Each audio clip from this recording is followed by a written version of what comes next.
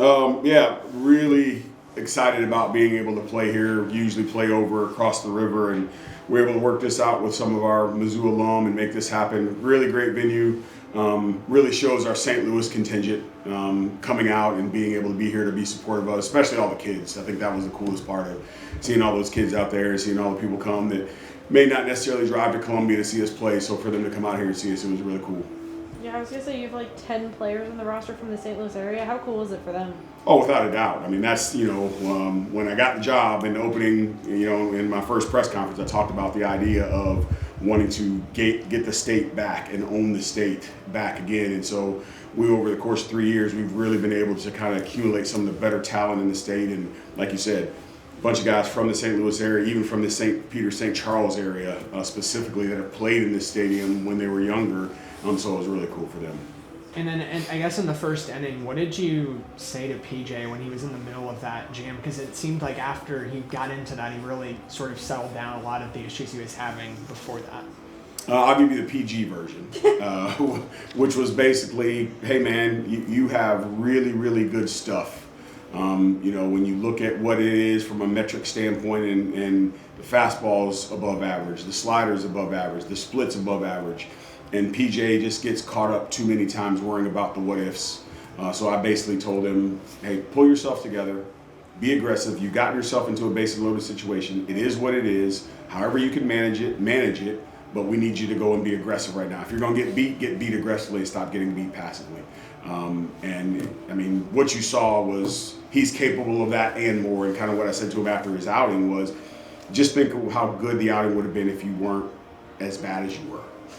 Like if it was better. And again, I use some more colorful words than that. But and so again, for him, hopefully this is a stepping stone to get him in the right direction, because that's a really good arm that we need. And he's just got to get over the fear of failure and not worry about that. And then how do you think, I guess building off of that, how do you think the rest of the staff after PJ kind of came in, and how do you evaluate their performances today as well? We had ups and downs, right? I mean, at the end of the day, I think we had 12 free bases and, hit some guys with 2 strikes and walked some leadoff guys. And so it wasn't the best situation. You want to give credit for getting out of jams, but then you don't want to give credit for giving out of jams that you created, right? They didn't earn those jams. We put ourselves in those jams. So I think just the idea of our guys being able to stay competitive in that situation, not letting it unravel on them, was probably the benefit out of it.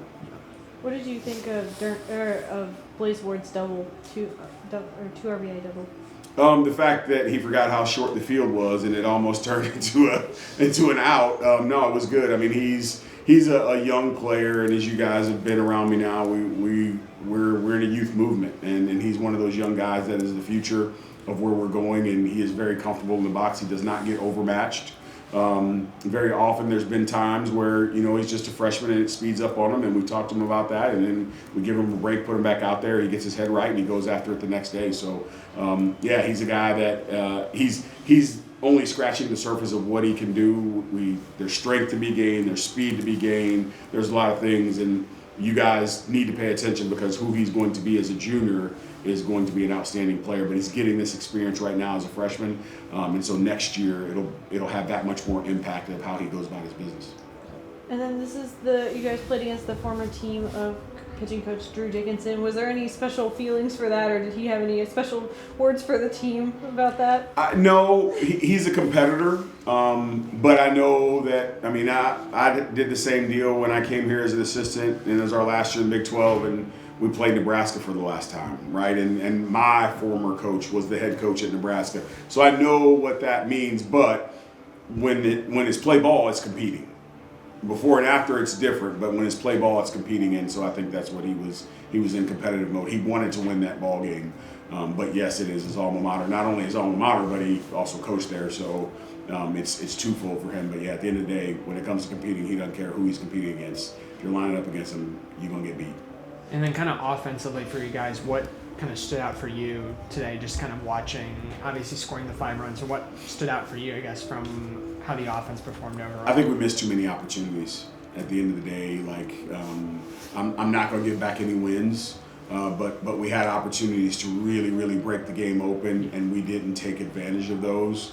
And so that's something that plagued us last weekend. That's something that plagued us 2 weekends ago. So we're still in that space of being able to overcome that and make those adjustments, which I think that we will do. But at the end of the day, we figured out a way to be able to get it done, and at the end, that's all that matters. Yeah. And then Knudsen has taken over at third base with the injury to Patterson. What have you liked from him both offensively and defensively? I mean, yeah, from a defensive standpoint, he's a solid. That's what you know he's going to do every day. I think anything that he contributes to us from an offensive standpoint is going to be icing on the cake because we want him to play defense. And he's going to get his hit. He's going to have quality bats. He's going to extend some counts. But that's not a guy that we're like sticking him in the middle of the order and say, hey, we need you to slug for us. No, we need you to go and do the things that he does, which is constantly make plays and makes plays that gets us out of jams. And then somehow, some way, he'll find himself in the right situation and he will get a clutch hit or he will do something offensively that really propels us. So as long as he continues to play defense, we'll be in a good spot.